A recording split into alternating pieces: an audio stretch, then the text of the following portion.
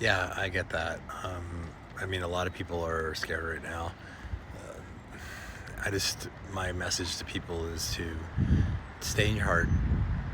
Don't give in to anger.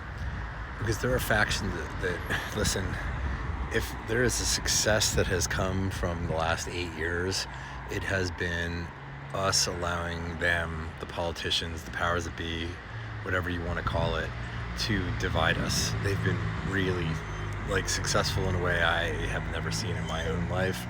I know it's happened before. Germany in the 1930s. It's happened before where we've been divided against each other in ways that just destroy a country's fabric, because we need to love each other, not just Americans, but people in general. And when anybody successfully convinces us that the problem is our fellow neighbors, bad things are going to happen. So I'm sorry, because I get it. Even though I'm in Europe, I'm with you. I won't say I'm scared. I'm feeling like a lot of people right now, empathetic shockwaves. That's the best way I can put it. My wife and I both woke up this morning. We're just like, it just is like ick. There's an ick in the air. And the ick, by the way, I'm not saying the ick is the elected candidate or anything like that. The ick is the pain of so many people, regardless of my opinions about their political views, being in pain and suffering and hurting and being afraid. And that's where we need to go, in my opinion. Like, that's where we need to be, is just caring about each other and listening to each other, regardless of your motivations. Because, if you're a person, for example, whose party won, and you're gloating and taking time to do pot shots on social media like you would if you're like football team won or something, and you're just attacking people and gloating, it says a lot about who you are, really.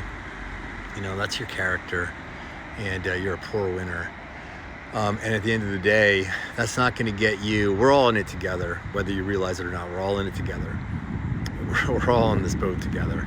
And if half or more than half the population, or close to half the population, even a quarter of the population, is absolutely in abject misery and afraid and in a level of stress that's got their cortisol levels at max, where they're, I won't go further into that, but that's not good for you, because that's your country. And the country doesn't have to be like that. And you're contributing to it if you're that person. So we got to keep caring about each other and let go of this notion that our way is the right way, our thinking is the right thinking. Just keep loving on each other and keep caring about each other. That's the only path. It's the only way forward that works for everybody. None of these issues are going to get solved overnight, but it's the method in which we're trying to solve them right now that's flawed. And this whole pendulum of this politician or this party gets elected, and then the pendulum swings back the other way, which it does every 4 to 8 years.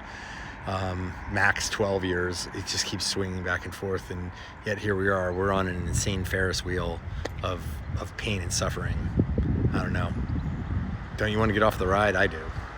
And by the way, for people that have decided that they're sick of waiting because you've waited decades for it to get better and it's not going to, I can't say if it's going to or not, but there are other options for you. You can just opt out of the whole thing.